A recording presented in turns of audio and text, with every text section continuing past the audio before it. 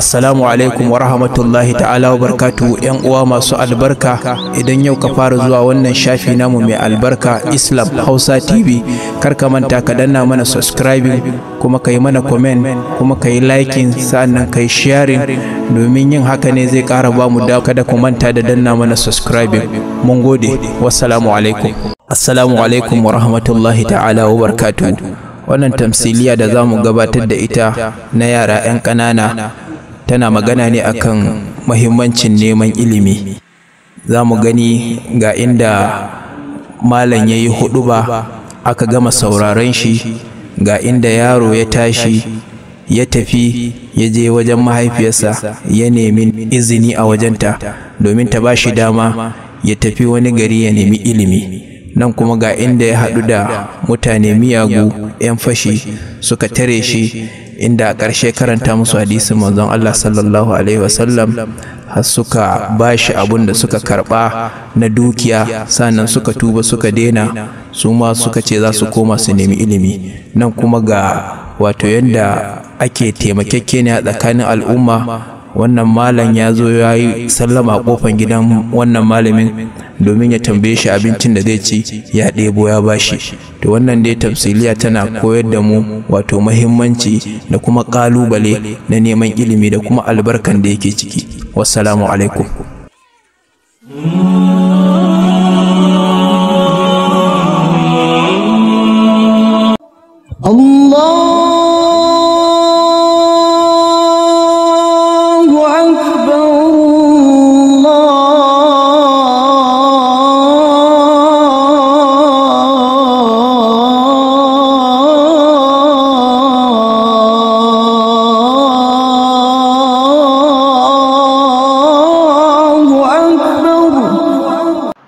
السلام عليكم.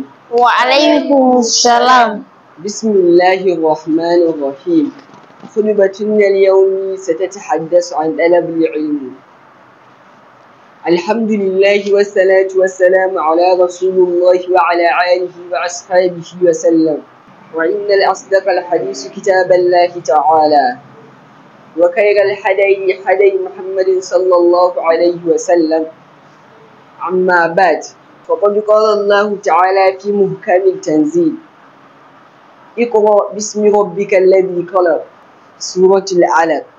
وقال الله تعالى: وما أرسلنا من قبلك إلا رجالا نوحي إليهم فاسألوا أهل الذكر إن كنتم لا تعلمون، سورة النحل.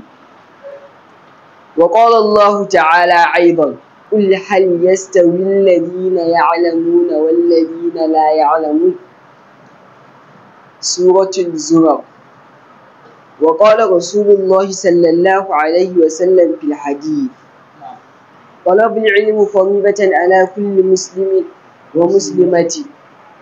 وقال رسول الله صلى الله عليه وسلم: اطلب العلم ولو بالسين، فإن طلب العلم فريضة على كل مسلم. إن الملائكة تضع أجنحتها لطالب العلم رضا بما يطلب. الحمد لله. وهذه النهاية مقالتنا اليوم. وسبحانك اللهم وبحمدك، أشهد أن لا إله إلا أنت، نستغفرك وأتوب إليك. الله أكبر.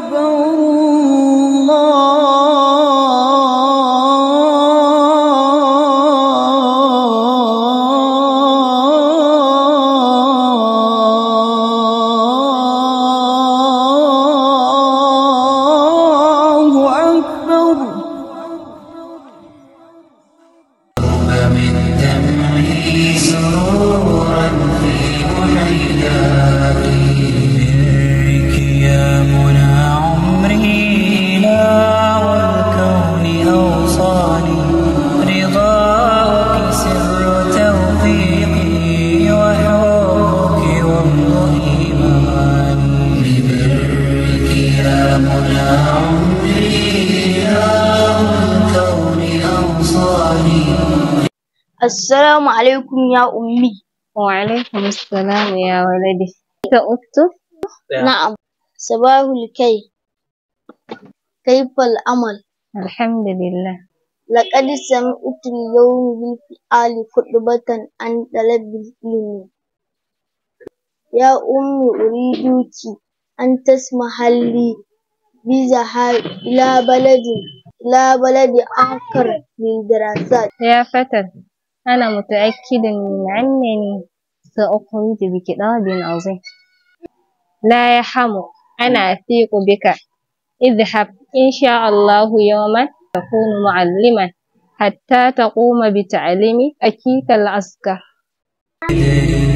إليك أعود يا أمي غدا أرتاح من سفري ويبدأ عهدي الثاني ويذهب الغصن بالساري.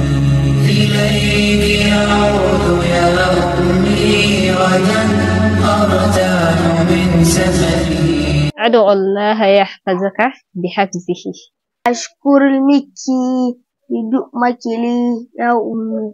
لسوف أعود يا أمي أقبل رأستي الزاكي أبثك كل أشواقي وأرشف عطر يمناك أمر من دمعي سرورا في محياك. برك يا منى عمري إله الكون أوصاني رضاك سر توفيقي وحبك وامض إيماني. ببرك يا منى عمري.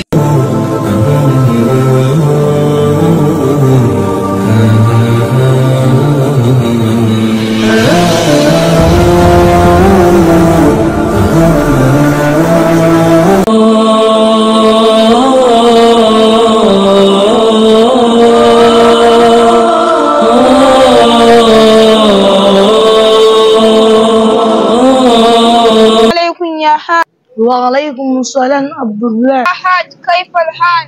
الحمد لله. اليوم أيقظت طهونة الهبوب في منزلي. لا تقلق، استمعني، أنا قادما إن شاء الله.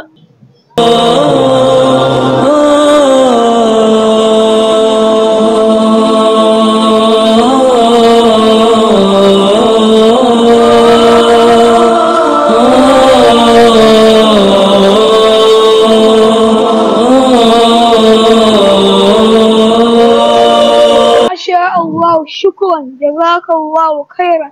آمين يرحمك الله.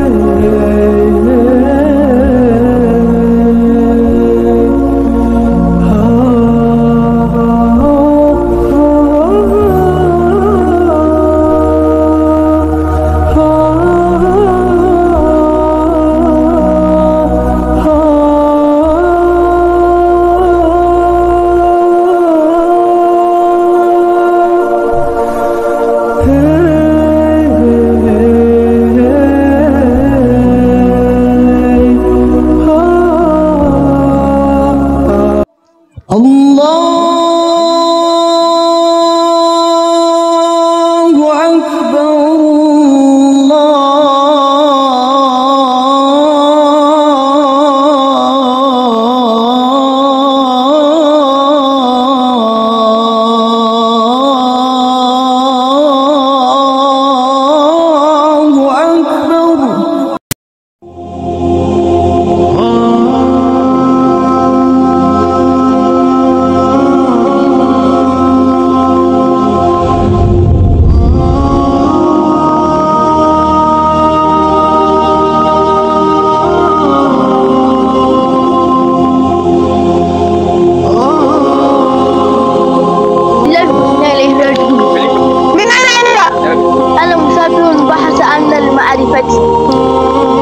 ماذا تحمل معك مقابل المال؟ ليس معي مال سوى درهم.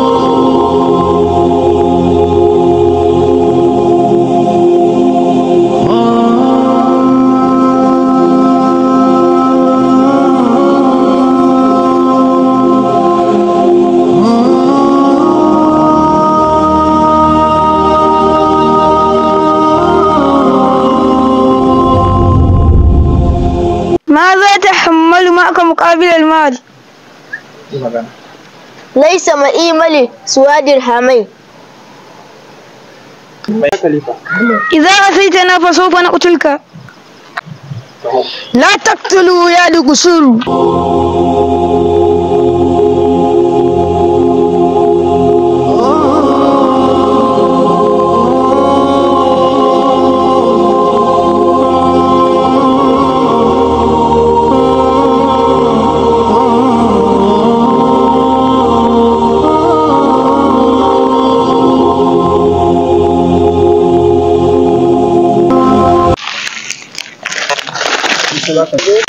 هو في الواقع ذو حمال له.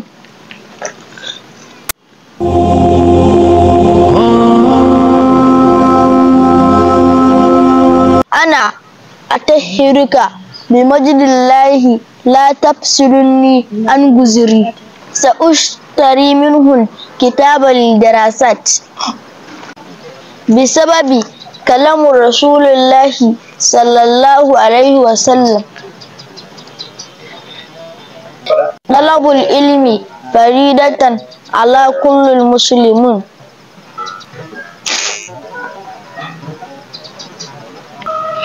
ألف سمنها.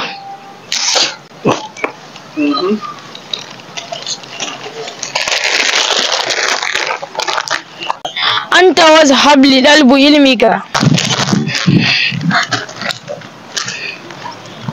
شكرا جزاك الله خيرا.